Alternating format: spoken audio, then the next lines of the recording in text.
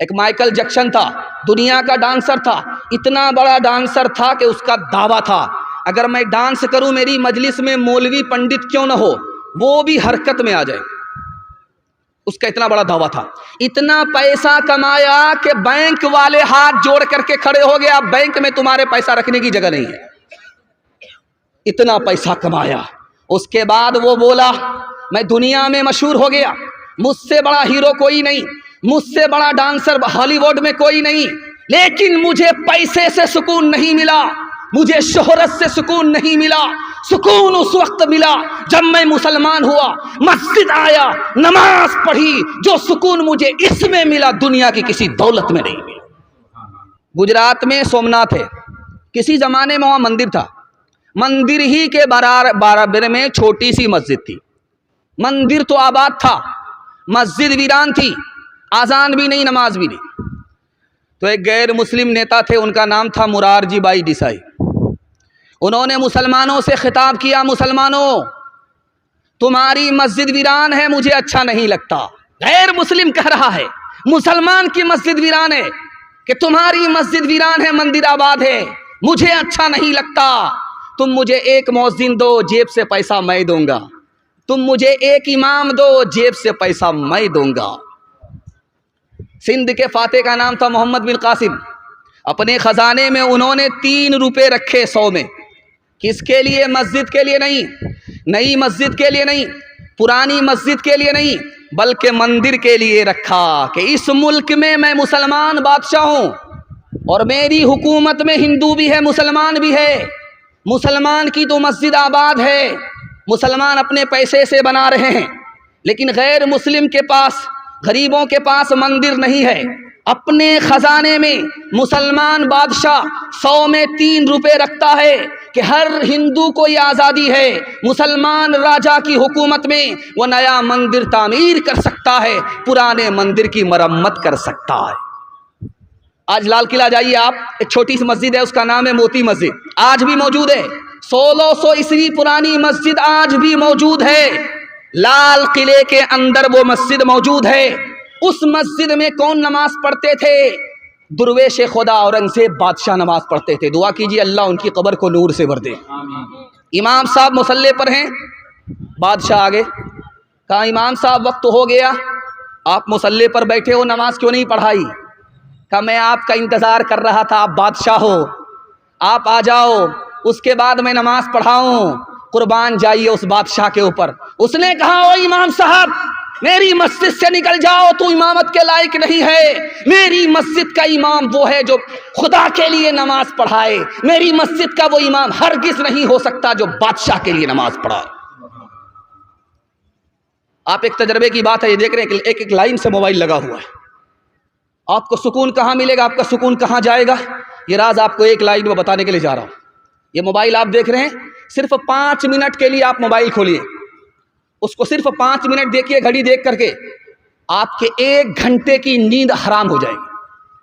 آپ کو نیند نہیں آئے گی، کل سے تجربہ کر کے دیکھ لیجیے. آپ صرف 5 منٹ کے لیے آپ نے موبائل دیکھا، آنکھ سے نیند اڑ گئی اور آپ کو 1 گھنٹے تک نیند نہیں آئی. اور جمعہ کا دن تھا، آپ نے غسل کیا، چپل اتار کر کے آپ نے مسجد کے اندر داخل کی. امام صاحب منبر پر کھڑے ہو کر کے خطبہ دے رہے تھے، آپ کو جھٹکے پر جھٹکا آ رہا تھا. کیوں آ رہا تھا؟ کبھی آپ کو دوپہر میں نیند نہیں آئی اور خطبے کے وقت میں نیند آئی. راز کیا ہے؟ جب آدمی موبائل دیکھتا ہے اس کا دل پریشان ہوتا ہے، جب دل پریشان ہوتا تو نیند نہیں آتی. جب اللہ کے گھر میں اللہ کا بندہ آتا ہے تو اللہ کی رحمت اس کو گھیر لیتی ہے، سکون اس کو ملتا ہے، اس لیے نیند آتی ہے. نیند پھول پر آتی ہے، کانٹے پر نہیں آتی. ہاتھ اٹھا کر کے وعدہ کیجیے، روز بازار جائیں گے اور مسجد میں جمعہ کو آئیں گے. ہاتھ اٹھائیے انشاءاللہ. یہ دیکھیں، جاگ اے امتی شاہ دنیا بدی، جاگ اے امتی شاہ دنیا بدی، تیرے سونے کا اب وقت باقی نہیں. جاگ اے امتی شاہ دنیا بدی، تیرے سونے کا اب وقت باقی نہیں. کسی سے کام لینا ہے تو آپ اس کو پیسے کا لالچ دیتے ہیں، وہ آپ کا کام کر دیتا ہے، اور اگر آپ پاورفل آدمی ہیں تو اس کو دھمکی دیجئے، وہ کام آپ کا کر دے گا۔ لیکن خدا کو آپ لالچ نہیں دے سکتے، اس کے پاس آپ سے زیادہ پیسہ ہے۔ خدا کو آپ دھمکی نہیں دے سکتے، خدا آپ سے زیادہ پاورفل ہے۔ ایک ہی کام خدا کے آگے کر سکتے ہیں، ہاتھ جوڑ لیجئے، دل کا ارادہ ہو گیا، توبہ کر لیجئے، اللہ آپ کی ہر حاجت پوری کر دے۔ ایک بات اور یاد رکھیے، مسلمانوں کا حال اتنا بگڑا ہوا ہے کہ آپ کو 2-3 نمونہ دکھانے کے لیے جا رہا ہوں۔ رمضان کا مہینہ آ گیا، دھوپ آ رہی ہے، پسینہ چھوٹ رہا ہے، 15 گھنٹے کا روزہ ہے، کیا بولتا ہے خدا کو بھوکا مار کر کے کیا ملتا ہے؟ گیا ایمان۔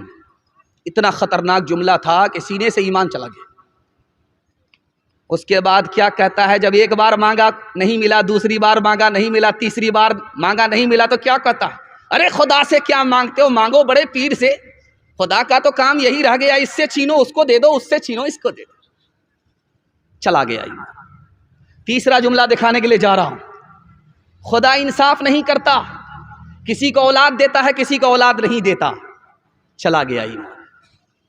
ایک آدمی روکھی روٹی کھا رہا تھا اور اس کے ساتھ نمک اور چٹنی، اس پر کہا سبحان اللہ، ماشاء اللہ، الحمدللہ۔ بغل کا آدمی بولا کہ مرغا کھا رہے ہو، دھڑا دھڑ سبحان اللہ بول رہے ہو، یہ روکھی روٹی میں سبحان اللہ، ماشاء اللہ، الحمدللہ، اللہ کا اتنا شکر کر رہے ہو، تم لوگ تو اللہ کی عادت خراب کر دو گے، اس لیے تو ہمیشہ اللہ تعالیٰ تم کو روکھا سوکھا کھلاتا ہے۔ ہاتھ اٹھا کر کے وعدہ کیجئے، راحت میں باپ کو، مصیبت میں خدا کو یاد رکھیں گے۔ یہ دیکھیں پھر بھی ہاتھ اٹھا رہے ہے۔ غوث و قطب سب غلام اس خدا کے، نبی یا ولی ہو اسی سے ہے لیتے ہے۔ غوث و قطب سب غلام اس خدا کے، نبی یا ولی ہو اسی سے ہے لیتے۔ جسے چاہے دے دے، جسے چاہے نہ دے، بنا دے وہ جس کا بنے گا مقدر۔ ہو اللہ اکبر، ہو اللہ اکبر، ہو اللہ اکبر، ہو اللہ اکبر۔